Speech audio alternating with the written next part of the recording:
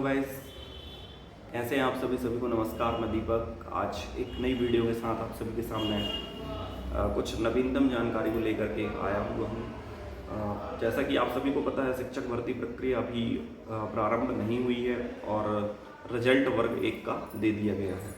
तो सबसे पहले हम वर्ग 1 की बात कर लेते हैं कि बहुत से अभ्यर्थी इस बात को लेकर के बैठे हुए होंगे कि कब ये प्रक्रिया कंप्लीट होगी। तो मैं आपको बता दूं, अभी हमारे मध्य प्रदेश में और हमारे पूरे भारत में लोकसभा चुनाव की प्रक्रिया चल रही है और जब तक आचार संहिता लगी हुई है तब तक सभी कर्मचारी अपने अपने काम में व्यस्त हैं। इसके चलते जो प्रक्रिया है यह निश्चितता आपकी जुलाई तक ही जाएगी प्रारंभ होने को लेकर के। तो आप बिल्कुल निश्चिंत रहिए, प्रक्रिया जरूर पूरी होगी। थोड़ा सा आपको धैर्य रखना होगा। आपने अच्छा प्रयास किया है और आप सफल हुए हैं तो बिल्कुल निश्चिंत रहिए। जुलाई से आपकी प्रक्रिया निश्चित ही प्रारंभ हो जाएगी। अब बात करते हैं कि यहाँ पर वर्ग 2 जो मुख्य परीक्षा है वो कब तक प्रारंभ होगी। तो मुझे जहाँ तक लगता है कि वर्ग 2 की जो मुख्य परीक्षा है वो भी जुलाई के इर्द गिर्द प्रारंभ हो जानी चाहिए। तो आप लोग तैयारी कंटिन्यू बनाकर रखिए, क्योंकि सतत प्रयास करने से ही सफलता निश्चित होगी। अब बात कर लेते हैं कि एक और नया जो विवाद चल रहा है बीएड और डीएड को लेकर के वर्ग 3 में। कुछ लोगों का सिलेक्शन काफ़ी समय पहले हो गया है, कुछ लोगों का सिलेक्शन बाद में हुआ है। सबके मन में एक ही समस्या अभी भी है कि क्या बीएड वालों को वर्ग 3 से सिलेक्शन होने के बाद भी बाहर कर दिया जाएगा। अब देखिए, ये कहना अपने बस का तो है नहीं है, ये तो जो कोर्ट है उसका कार्य है।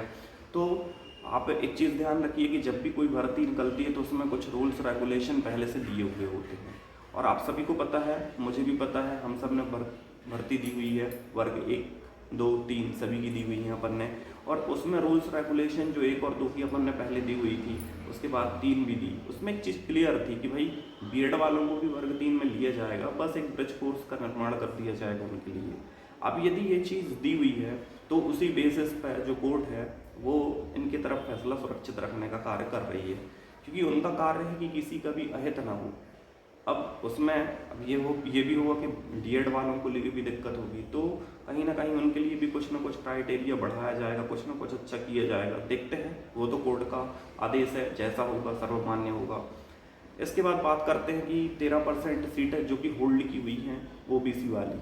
तो पीएससी का जो अभी 13% का स्टे लगा हुआ था उसकी सीटों के बारे में कहीं ना कहीं जानकारी निकल के आ रही है कि उनको सिलेक्शन दिया जा रहा है। तो अब ये भी निश्चित है कि जो शिक्षक भर्ती में 13% सीटें होल्ड की गई हैं, उन अभ्यर्थियों का जिनका दस्तावेज सत्यापन का कार्य लगभग कंप्लीट हो चुका है, वे भी जल्द से जल्द अपनी जॉब को लेकर के स्क्वायर हो जाएंगे, उन्हें जॉब मिल जाएगी। तो बस थोड़ा सा इंतज़ार कीजिए। अभी तो फ़िलहाल ये सोचिए कि बस गर्मी की छुट्टी है, उसे निकलना दीजिए, टाइम स्पेंड कीजिए। उसके बाद निश्चित ही आप सभी जितने भी लोग सफल हुए हैं उनको बिल्कुल ही पूर्ण रूप से सफलता 100% मिलेगी। जो भी नवीनतम अपडेट आएगी मैं अपने वीडियो के माध्यम से आप सभी को बताता रहूँगा। यदि आपके दिमाग में किसी भी तरह का क्वेश्चन शिक्षक भर्ती से संबंधित है, चाहे वो दस्तावेज सत्यापन से संबंधित हो या फिर वो मेडिकल से संबंधित हो या ज्वाइनिंग से लेकर के किसी भी प्रकार का कोई क्वेश्चन हो, तो आप कमेंट बॉक्स में अपने क्वेश्चन को लिख सकते हैं। जो भी समस्या होगी मैं उसको हल करने का या उसकी समस्या का समाधान करने के आंसर को प्रस्तुत करता रहूँगा। जो भी और चैनल पर नए जुड़ते हो चैनल को लाइक, सब्सक्राइब और शेयर जरूर कीजिएगा। एक बार फिर आप सभी को धन्यवाद।